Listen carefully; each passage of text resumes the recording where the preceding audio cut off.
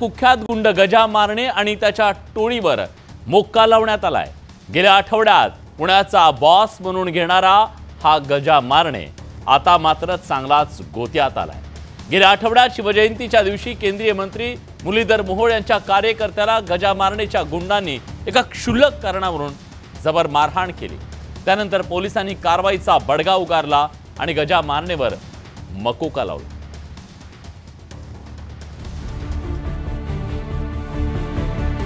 गजा मारणेवर मकोकाची कारवाई।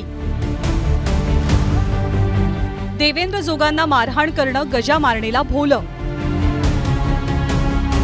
मारणेच्या गुंडांची पोलिसांकडनं धिंड।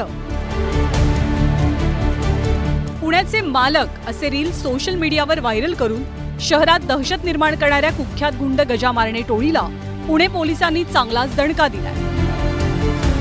शिवजयंतीच्या दिवशी पुण्यातील कोथरूड परिसरात झालेल्या जोग मारहाण प्रकरणी गजा मारणेसह त्याच्या टोळीवर मकोका अंतर्गत कारवाई करण्यात आली आहे।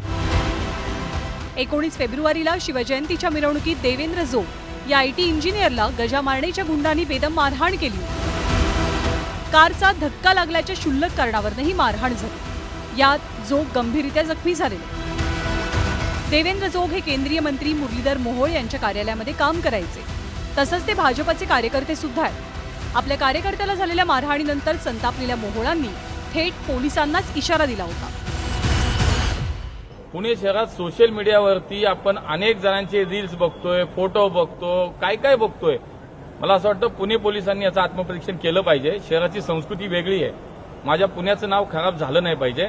त्यामुळे पोलीस आयुक्त असतील, सर्व पोलिसांना, सर्व पोलीस अधिकाऱ्यांना माझं हे सांगणं आहे की या शहरातलं हे सगळं ताबडतोब थांबलं पाहिजे, नाहीतर अन्यथा मग आमच्या पद्धतीने आम्ही काम करू। मोहोळ यांच्या इशाऱ्यानंतर पोलिसांनी हे प्रकरण गांभीर्यानं घेतलं। सोबतच जोग मारहाण प्रकरणातल्या 3 आरोपींना तात्काळ अटक केली। अमोल तापकीर, ओम तीर्थराज धर्मजिज्ञासू आणि किरण पडवळ अशी आरोपींची नावं असून पोलिसांनी त्यांची शहरात धिंडच काढली। आता पोलिसांनी गजा मारणेसह त्याच्या साथीदारांवर मकोका अंतर्गत कारवाईचा बडगा उगारला। आता या प्रकरणात जे घटना घडली, आमची भूमिका अत्यंत कडक आहे।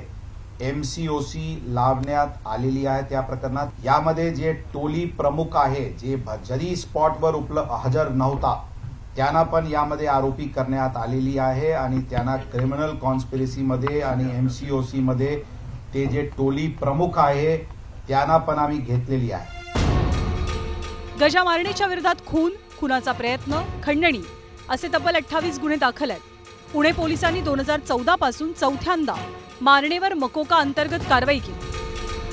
अमोल शिंदे आणि पप्पू गावडे हत्या प्रकरणात 2014 साली गजा मारणेवर 2दा मकोका लावला गेला। तर 2022 मध्ये वकिलाकडनं खंडणी मागितल्या प्रकरणी 3ऱ्यांदा मकोका लागला। गजा मारणे आणि त्याच्या टोळीवर पुणे पोलिसांनी मकोका अंतर्गत कारवाई केल्यानंतर मारणे टोळीचं धाबदण आणलंय। फक्त राजकीय हस्तक्षेप झाला नाही तरच हे प्रकरण तडीला जाईल, अन्यथा गजा मारणे यापूर्वी सुद्धा अशा प्रकरणातनं सही सलामत सुटल्याचं दिसून येतं। व्हिडिओ जर्नलिस्ट सचिन हंसाटेसह वैभव सोनवणे, न्यूज 18 लोकमत, पुणे।